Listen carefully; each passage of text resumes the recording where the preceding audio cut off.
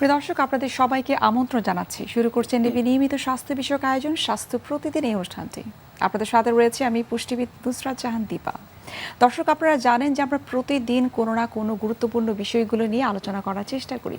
প্রিয় দর্শক, আমাদের আজকের আলোচ্য বিষয় হচ্ছে নন কমিউনিকেবল ডিজিজ, অর্থাৎ অসংক্রামক রোগ। আর এই বিষয়টি নিয়ে কথা বলার জন্য আজ আমাদের সঙ্গে স্টুডিওতে উপস্থিত রয়েছেন একজন বিশেষজ্ঞ চিকিৎসক। অনুষ্ঠানের শুরুতেই চলুন দর্শক আমরা পরিচিত হয়ে নিই আমাদের সেই অতিথির সঙ্গে। অধ্যাপক ডাক্তার অনুপম হোসেন 1971 সালে অগস্ট মাসে কুষ্টিয়া জেলায় জন্মগ্রহণ করেন। তিনি 1996 সালে রংপুর মেডিকেল কলেজ থেকে এমবিবিএস ডিগ্রি অর্জন করেন। এরপর তিনি চিকিৎসা বিজ্ঞানে উচ্চতর এমপিএইচ ও এমফিল ডিগ্রি লাভ করেন। তিনি বেসরকারি medical college Z H. Sikder women's medical কলেজে কমিউনিটি মেডিসিন বিভাগে অধ্যাপক ও বিভাগীয় প্রধান ছিলেন। বর্তমানে তিনি জনস্বাস্থ্য ও যোগাযোগ বিশেষজ্ঞ এবং পরামর্শক হিসেবে কাজ করছেন। স্যার, আপনাকে স্বাগত জানাচ্ছি আমাদের আজকের অনুষ্ঠানে। আপনাকে অনেক ধন্যবাদ আমন্ত্রণ জানাবার জন্য। স্যার, নন কমিউনিকেবল ডিজিজ বা অসংক্রামক, এই নন কমিউনিকেবল ডিজিজের মধ্যে আসলে কোন কোন ডিজিজগুলো পড়ছে? এটি হলো কার্ডিওভাস্কুলার ডিজিজ, যেমন stroke, heart attack, diabetes, COPD, asthma, few types of cancer, some kind of mental disorder, কিছু কিছু আই ডিজিজ, ইএনটি ডিজিজ, এই সবগুলি নন কমিউনিকেবল ডিজিজের। তার মানে হলো, মোদ্দা কথা হলো, যেটা একজন থেকে আরেকজনে ছড়ায় না।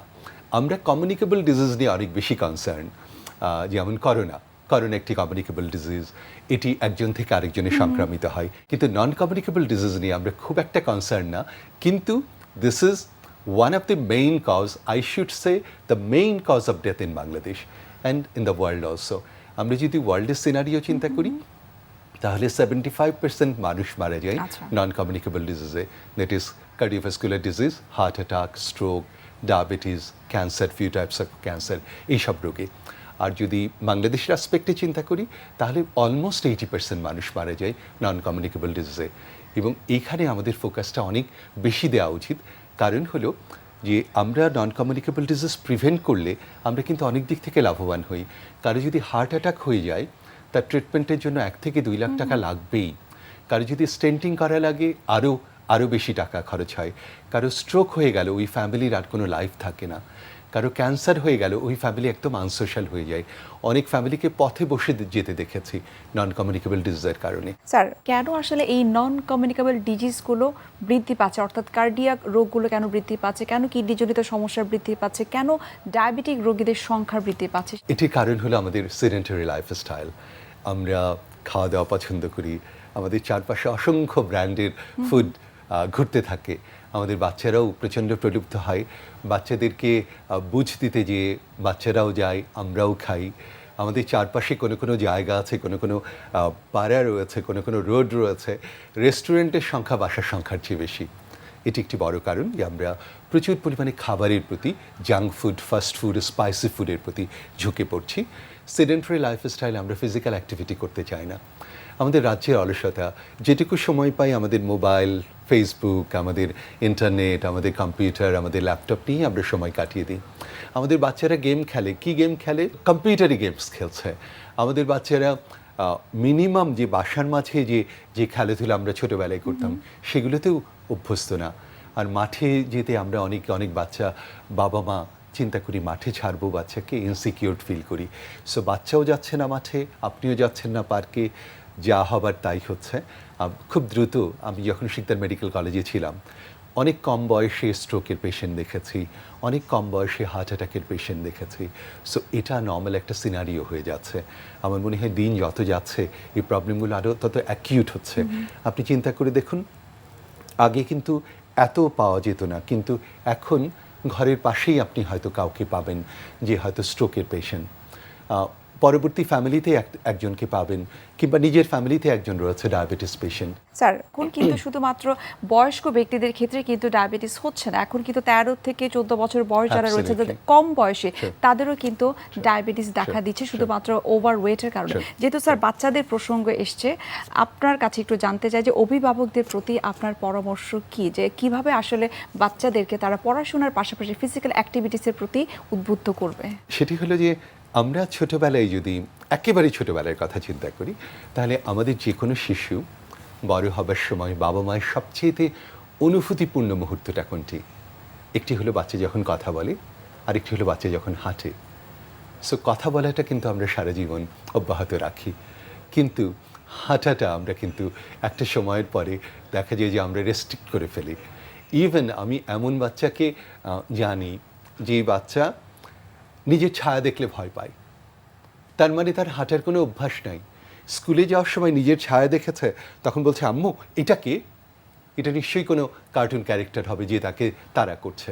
তার মানে হলো তার হাঁটার কোনো অভ্যাস ডেভেলপ করেনি। সো অভিভাবক হিসেবে আপনার কর্তব্য হলো বাচ্চাকে আঙুল ধরে মাঠে নিয়ে যাওয়া, খেলার মাঠের সাথে ওকে পরিচয় করিয়ে দেওয়া। ও যাতে প্রতিদিন 1 ঘন্টা সময় কাটাচ্ছে, এতে আপনার বাচ্চার physical and mental development immense হবে, প্রচুর পরিমাণে হবে। এবং আপনার বাচ্চা কত দিক দিয়ে লাভবান হবে আপনি নিজেও, আমরা এই অনুষ্ঠান যদি শুধু এটা নিয়ে আলোচনা করি তাহলে শেষ হয়ে যাবে। যে স্পোর্টস বা ফিজিক্যাল অ্যাক্টিভিটি বাচ্চার ফিজিক্যাল অ্যান্ড মেন্টাল ডেভেলপমেন্টে হাজারোভাবে হেল্প করতে পারে। এবং স্যার এটার সাথে কি আসলে বাচ্চাদের আইকিউ বাড়ার কোনো সম্পর্ক রয়েছে কিনা? অ্যাবসলিউটলি। ভেরি রিসেন্টলি একটা গবেষণা হয়েছে, সেটি হলো ন্যাশনাল লাইব্রেরি অফ ইউকে এই গবেষণাটি করেছে, ইউকের একটি ইউনিভার্সিটিকে সাথে নিয়ে। সেই গবেষণায় দেখা গেছে লো ইন্টেন্সিটি এক্সারসাইজ মানে হলো হাঁটাহাঁটি যদি বাচ্চা শুরু থেকেই করে, সেই সব বাচ্চা যাদের বয়স হলো 5 এবং আপ টু 21 বছর বয়স পর্যন্ত, এই বাচ্চাগুলি যদি হাঁটাহাঁটি করে তাহলে তাদের আইকিউ বাড়ে। শুধু আইকিউ বাড়ে না, তাদের পড়ার কনসেন্ট্রেশন বেড়ে যায়, তাদের রিডিং পারফরমেন্স বেড়ে যায়, তাদের ম্যাথামেটিক্স পারফরমেন্স বেড়ে যায়, তাদের টাইম ম্যানেজমেন্ট ভালো হয়, তাদের মেন্টাল ক্যাপাসিটি বেড়ে যায়। সেই সব বাচ্চারা ডিসিশন মেকিংয়ে ভালো হয়, তাদের আত্মহত্যা করার প্রবণতা কমে যায়। সো এত যেহেতু পজিটিভ বেনিফিট, তাহলে কেন আপনি আপনার বাচ্চাকে হাঁটাহাঁটির ব্যাপারে এনকারেজ করবেন না? আর আপনি যেটি বলছিলেন বাচ্চার ওভারওয়েট হওয়া, আমাদের বাংলাদেশে we are suffering from double burden of nutrition. একদিকে বাংলাদেশের 30% বাচ্চা সাফার করছে ম্যাল নিউট্রিশনে বা আন্ডার নিউট্রিশনে, আরেকদিকে আমাদের বাচ্চারা অলমোস্ট 30% বাচ্চা সাফার করছে ফ্রম ওভারওয়েট। এবং এটিকেও কিন্তু অপুষ্টি বলা হচ্ছে বা malnutrition বলা হচ্ছে। অ্যাবসলিউটলি। সো এই বাচ্চাগুলোকে অ্যাড্রেস করা, এই বাবা মাকে আমরা কোনোভাবেই দায় মুক্তি দিতে পারি না। বাবা মা অনেকাংশে দায়ী। দেখা যাচ্ছে বাবা হাতে করে এমন একটা খাবার আনছেন, মাও চাকরি করেন, উনিও হাতে করে এমন একটা খাবার আনছেন, দুইটি ফাস্ট ফুড অথবা জাঙ্ক ফুড, বাচ্চা খাচ্ছে, খুব পছন্দ করছে, বাবা মাকে আব্বু আব্বু আম্মু আম্মু বলছে, বাবা মাও ওই লোভে প্রত্যেক দিন এই খাবারগুলি আনছেন এবং বাচ্চার ওয়েট বাড়ছে এবং জুভেনাইল ডায়াবেটিস হচ্ছে, কারো ছোট বয়সে ডায়াবেটিস হচ্ছে, কারো অন্যান্য রোগ হচ্ছে, এবং খুব কম বয়সে আমরা স্ট্রোকের পেশেন্ট পাচ্ছি, কম বয়সে কার্ডিয়াক পেশেন্ট পাচ্ছি, which is very alarming. Sir, যাদের কার্ডিয়াক রিলেটেড প্রবলেম রয়েছে অর্থাৎ কোলেস্টেরল যাদের বেশি, তাদের আসলে খাদ্যাভ্যাসে কীরকম পরিবর্তন করা উচিত এবং সেই সাথে ফিজিক্যাল অ্যাক্টিভিটিস তাদের জন্য কতটুকু গুরুত্বপূর্ণ? খাদ্যাভ্যাসের ব্যাপারটা তো আমরা মোটামুটি সবাই জানি যে আমরা কোলেস্টেরল যাদের বেশি রয়েছে তারা আমরা আমিষ জাতীয় খাবার, প্রোটিন ফুডে আমরা রেস্ট্রিক্ট করব। একটা পার্টিকুলার ডেফিনেটলি একটা রেস্ট্রিকশন আসে। তো ফিজিক্যাল অ্যাক্টিভিটির ব্যাপারটা আমি এখানে একটু বেশি ফোকাস করতে চাই। ফিজিক্যাল অ্যাক্টিভিটি আমরা এই ব্যাপারটি একদমই ইগনোর করি, এবং আমরা যারা ক্লিনিশিয়ান, আমার বন্ধুরা যারা ক্লিনিশিয়ান, তারাও দেখা যায় অনেকে পরামর্শ দেন খুব দ্রুত মেডিসিন গ্রহণ করার। সো আমরা একটু ওয়েট করে যদি মেডিসিন দিই এবং মেডিসিনের সাথে যদি আমরা হাঁটাহাঁটির অ্যাডভাইসটা দিই, তাহলে বোধহয় পেশেন্ট খুব দ্রুত রিকাভার করতে পারে কোলেস্টেরলের প্রবলেম থেকে, কার্ডিয়াক প্রবলেম থেকে, ব্লাড প্রেশারের প্রবলেম থেকে। আমরা অনেক সময় এই অ্যাডভাইসটা খুব কম দিই যে হাঁটাহাঁটির ব্যাপারটি এবং কতটুকু হাঁটতে হবে সে ব্যাপারটিও আমরা বলি না, এবং হাঁটাহাঁটিরও কিছু সুনির্দিষ্ট নিয়ম রয়েছে।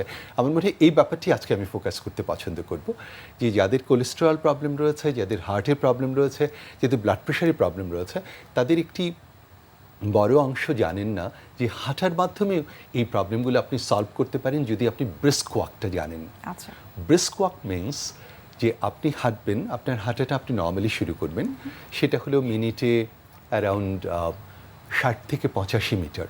আচ্ছা, আপনার এখন প্রত্যেকটা পার্কেই মোটামুটি 50 মিটার পর পর আপনার স্টোন সেট করা আছে যে 50 মিটার, 100 মিটার। সো আপনি বুঝতে পারছেন আপনি কতটুকু যাচ্ছেন। সো আপনি শুরু করবেন এমনভাবে যে আপনি মিনিটে 60 থেকে 85 মিটার পর্যন্ত যাচ্ছেন।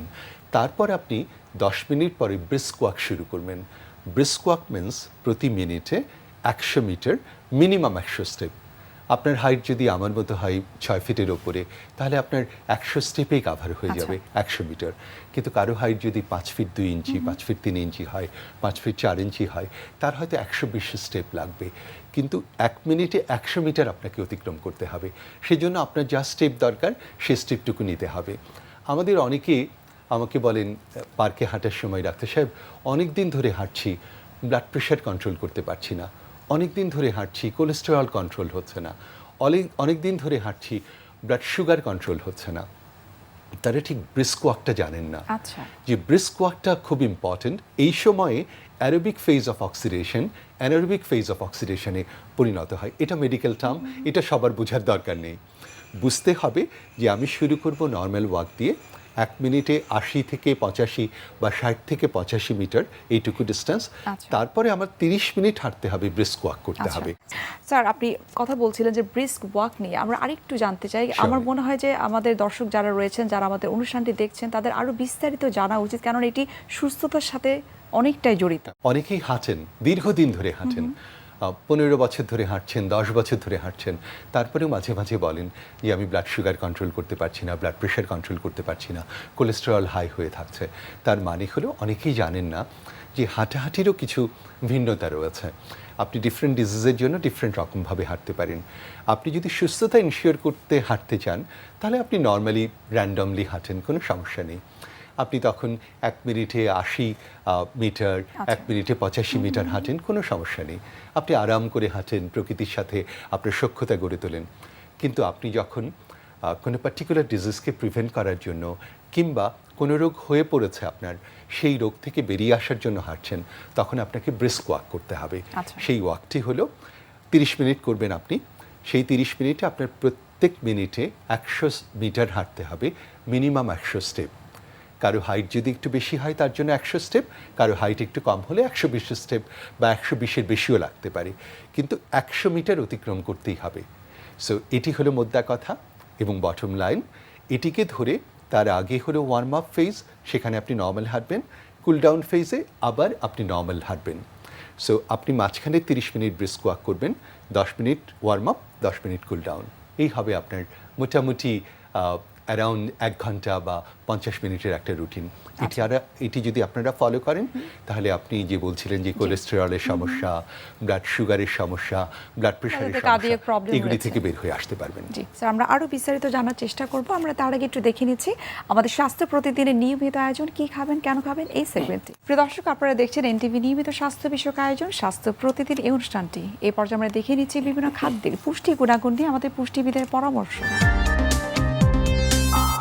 আমরা যাতে সুস্থ থাকতে পারি সেইটার জন্য কিন্তু আমাদেরকে প্রতিদিনই ব্যালেন্স ডায়েট গ্রহণ করা উচিত। ব্যালেন্স ডায়েট হলো খাবারের 6টা উপাদান, অর্থাৎ carbohydrate, protein, fat, vitamin, minerals এবং পানি। এই 6টি উপাদান যে খাবারের মধ্যে একটা নির্দিষ্ট পরিমাণে এবং নির্দিষ্ট অনুপাতে থাকবে এবং যেটা শরীরের সব ধরনের চাহিদা পূরণ করতে পারবে, সেই খাবারটাকেই ব্যালেন্স ডায়েট বলা হয়। আজকাল দেখা যায় অনেকেই খাবার থেকে কার্বোহাইড্রেট বাদ দিয়ে দিচ্ছেন, আবার অনেকে শরীরের জন্য ভালো না এটা ভেবে তেল বাদ দিয়ে দিচ্ছেন। এটা কিন্তু আসলে একেবারেই ঠিক না। আমাদেরকে প্রতিদিনই খাবারের 6টা উপাদানে খাবারে থাকে এরকম খাবার খেতে হবে। যদি আমরা খাবার থেকে কোনো একটা উপাদানও বাদ দিই, তাহলে কিন্তু সেটা আর ব্যালেন্স ডায়েট হলো না এবং আমাদের শরীরের জন্য সেটা কিন্তু আলটিমেটলি ক্ষতির কারণ হয়ে যাবে একসময়। হয়তোবা আমরা এই বিভিন্ন রকম ভিটামিন বা মাইক্রো নিউট্রিয়েন্টের জন্য যে ক্ষতিটা হয় আমাদের শরীরে, সেটা আমরা ইনস্ট্যান্ট বুঝতে পারবো না। এটার কিন্তু একটা লং টার্ম ইফেক্ট আমরা একটা সময় বুঝতে পারবো। সেই জন্য আমাদের খাবারটা ব্যালেন্সড হওয়া উচিত।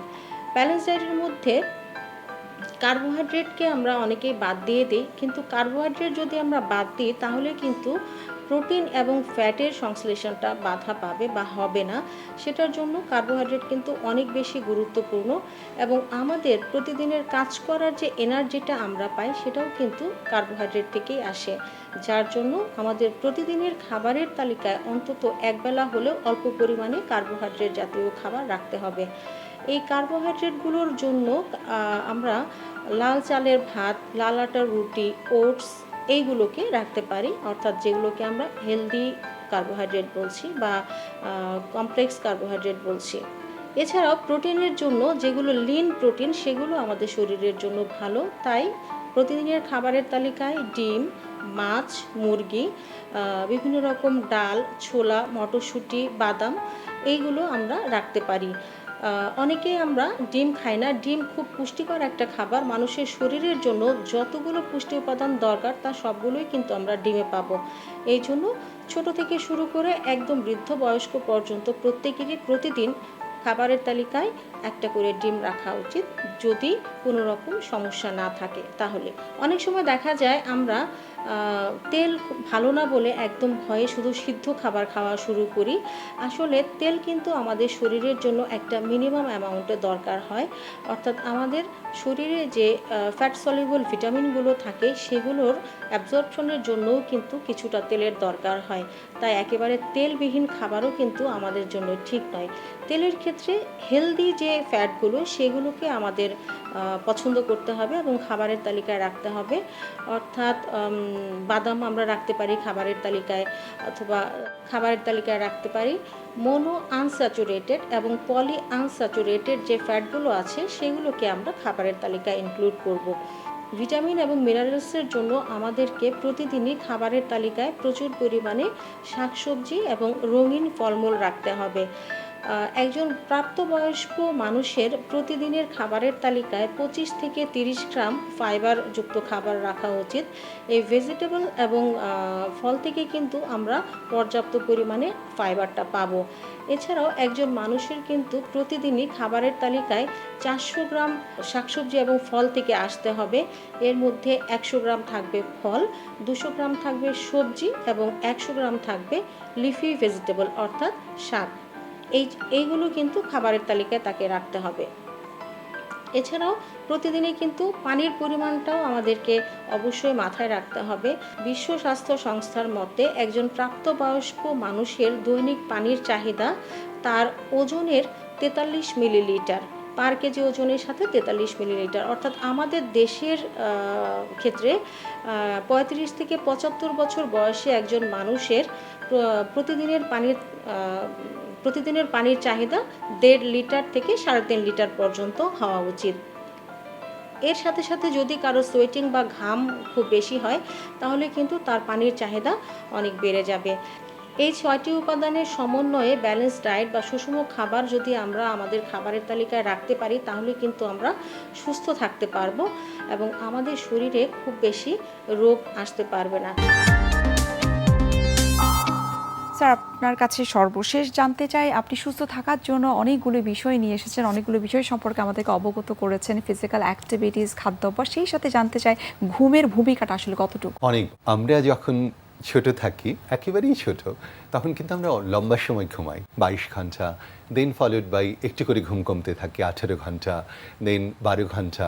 যত বড় হই এবং এখন মোবাইল ফোনের কল্যাণে আমরা মনে করি যত জেগে থাকা যায় ততই বোধহয় স্মার্টনেস, হুইচ ইজ অ্যাবসলিউটলি রং। আমাদের দৈনিক 7 থেকে 8 ঘন্টা ঘুমের দরকার। আমেরিকান স্লিপ জার্নাল অনুযায়ী 8 ঘন্টা, কিন্তু আমরা অনেকেই মনে করি 6 ঘন্টা বা ঘুমালেই যথেষ্ট। কেউ কেউ বলেন আমি তো 5 ঘন্টা ঘুমাচ্ছি, দিব্যি সুস্থ আছি। আমার মনে হয় যে 7 ঘন্টা আমরা ঘুমাবো এবং 7 থেকে 8 ঘন্টা ঘুম আমরা এনশিওর করার চেষ্টা করব। যতটা নিরবিচ্ছিন্ন ঘুম হয় ততই ভালো। আপনি দুঃস্বপ্ন দেখবেন না বা ঘুমের মাঝে এমন কিছু দেখবেন না যেটি আপনার ঘুমকে হালকা করে দেবে, অথবা ঘুম থেকে ওঠার পরে মনে হবে আরেকটু ঘুমালে বোধহয় ভালো হতো, অথবা ঘুম থেকে ওঠার পরে মনে হচ্ছে ক্লান্তি লাগছে। সেরকম না হয় ভালো। সেজন্য কি করণীয়? সেজন্য ফিজিক্যাল অ্যাক্টিভিটি এবং খাদ্যাভ্যাস। আপনি রাতের ডিনারে যত প্রোটিন কম খাবেন ততই আপনার লাভ। রাতের ডিনারটা যতটা ইজি করা যায়, আমি পার্সোনালি বলি অ্যারাউন্ড 8টার দিকে যদি আপনি ডিনার করেন, 11টার দিকে আপনি বেডে যাবেন এবং বেডে যাবার আগে যদি আপনার একটু খিদা লাগে তাহলে 1 মুঠ মুড়ি খেয়ে নিন। ফিজিক্যাল অ্যাক্টিভিটি নিশ্চয়ই আপনি করবেন সারাদিনে 1 ঘন্টা। এটি আপনার ঘুমের কোয়ালিটিকে বাড়িয়ে দেবে এবং এই দুয়ের কম্বিনেশন যখন হবে আপনার ঘুমের পরিবেশটাও আপনি ক্রিয়েট করে নিতে হবে। একটু অন্ধকার আপনার বেডরুমটা, এরকম যদি করেন তাহলে আপনার ঘুম সুস্থ থাকা সম্ভব। জি স্যার, আপনাকে অসংখ্য ধন্যবাদ এত গুরুত্বপূর্ণ কিছু তথ্য আমাদেরকে দেওয়ার জন্য এবং শুভকামনা রইল এনটিভির পক্ষ থেকে। You most welcome. প্রিয় দর্শক, এতক্ষণ আপনারা দেখছিলেন এনটিভি নিয়মিত স্বাস্থ্য বিষয়ক আয়োজন স্বাস্থ্য প্রতিদিন, এই অনুষ্ঠানটি। আজ আমরা কথা বলছিলাম সুস্থ থাকার জন্য আমাদের কী কী করণীয় এবং নন কমিউনিকেবল ডিজিজগুলো কী কী এবং সেক্ষেত্রে আসলে আমাদের করণীয় কী। প্রিয় দর্শক, এই মুহূর্তে আমরা দেখে নিচ্ছি আমাদের আগামী পর্বে কি থাকছে। মুখের মধ্যে লোকালি বিভিন্ন কারণে আঘাত বা কোনো অভাবজনিত কারণ বা মুখের লোকাল ব্যাকটেরিয়াল ভাইরাল বিভিন্ন কারণে যে ঘা হতে পারে সেটা তো আছেই। এর বাইরে শরীরের বিভিন্ন রোগের উপসর্গ হিসেবে গবেষণায় প্রমাণিত অন্তত 200 প্রকারের ঘা মুখে লক্ষণ বা উপসর্গ হিসেবে প্রকাশ পেতে পারে। বিশ্বের যে কোনো প্রান্ত থেকে যে কোনো সময় এনটিভির জনপ্রিয় অনুষ্ঠান স্বাস্থ্য প্রতিদিন দেখতে আপনারা ভিজিট করতে পারেন আমাদের পূর্ণাঙ্গ পোর্টাল www.ntvbd.com এ। এছাড়াও এনটিভির বিভিন্ন ধরনের জনপ্রিয় অনুষ্ঠান এবং নিউজ আপডেট পেতে আপনারা ভিজিট করতে পারেন আমাদের ইউটিউব চ্যানেল এবং ভেরিফাইড ফেসবুক পেজে। প্রিয় দর্শক, আজ এখানেই শেষ করতে হচ্ছে। দেখা হবে আবার আপনাদের সঙ্গে। সে পর্যন্ত আপনারা ভালো থাকুন, সুস্থ থাকুন এবং সবসময় এনটিভির সঙ্গেই থাকুন।